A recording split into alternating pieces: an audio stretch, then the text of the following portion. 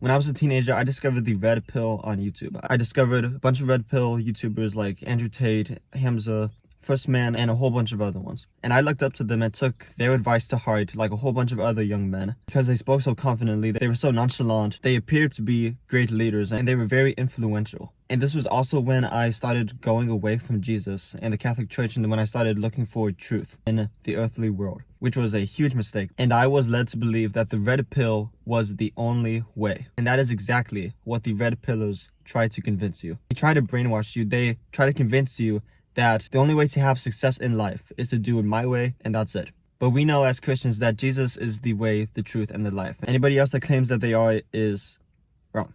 And I'm not trying to make a video to where I'm just bashing red pillars in general, because a lot of what they do say is good advice and people should take it to heart. But their hearts are misaligned, and that is what I'm going to show you in this video, and why you shouldn't put your whole life into what they say for you to do. The only person you should give your life to and try to live for is Jesus. Number 1, women.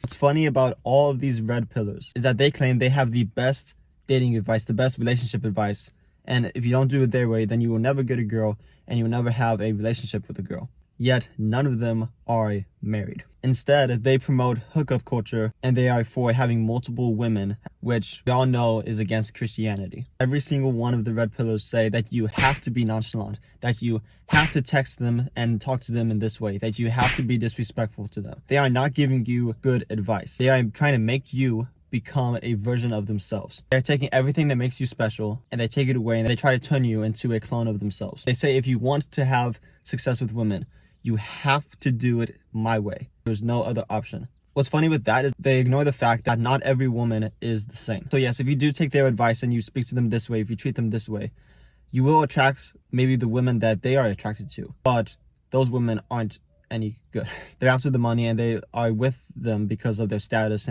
But what you want is an actual good woman who isn't attracted to you solely based on your salary. But I do agree with them when they say that you should have self-respect, that you shouldn't be a simp, that you shouldn't be chasing her 24/7. Number 2, money. Their mentality is no money equals no girls. No money equals no respect from other men. No money and you shouldn't have any respect for yourself. And that is true if the girls and the men that you are around care more about your money than about your relationship with God. But those aren't the people that you should try to hang around with. Should you strive to have a pretty good financial life so that you can provide for your family, for yourself, for your spouse?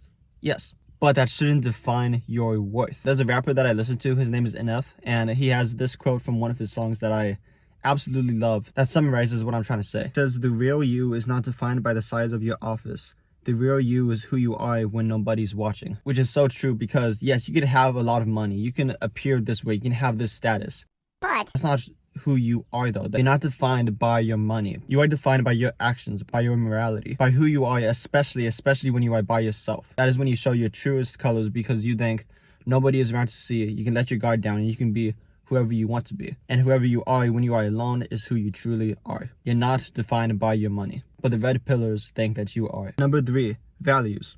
A lot of what the red pillars care about is money, their houses, cars that they have, watches, women, a bunch of material things. Not a lot of them mention God, and if they do, they don't put him above materialistic things that they care about. And I'm not saying that you should never enjoy your girlfriend or the car that you have. It's like, it's good to have pride in certain things, of course, but never over God. And their heart is misaligned, their values are misaligned by putting earthly things over God. Number 4, status and looks. A lot of red pillars are obsessed with how masculine they appear to others. It seems like they are constantly trying to prove that they are masculine, which in and of itself is not a masculine thing to do. It's honestly a sign that they are insecure about their masculinity. Everybody knows that fake, insecure alpha males, they constantly feel the need to shout out or to prove how masculine they are. Whereas real alpha males, they don't need to say anything or to prove their worth, to prove their masculinity. Everybody just knows it already. Again, I do agree with some of their advice. They do have some good advice, but they are missing out on the bigger picture. Our goal on earth isn't to get the most cars or to have the most money or to have this many women in our lives. Our goal is to know, love, and serve God. We aren't supposed to follow earthly things, earthly riches. We are supposed to follow Jesus, the way, the truth, and the life. In the Gospel of Mark, it says, "For what does it profit a man to gain the whole world and to forfeit his life?" And that is essentially what you are going to do if you follow these red pillars instead of following Jesus. I luckily was able to see this relatively early on in my journey of following them. Luckily, Jesus came and opened my eyes to the reality that they aren't the ones that I'm supposed to trust my life with, that I'm supposed to trust it into Jesus' hands. I wanted to make this video so that you don't become brainwashed and brain dead and just follow everything that they say. Because when you do that, you are putting them higher than a Jesus. And that is, you just shouldn't do that. So yes, they do have some good advice, but Jesus has the best advice, and we should follow him. If you enjoyed this video, make sure you like and subscribe. It really helps me out. My name is Matthew. I love you, but Jesus loves you more. God bless.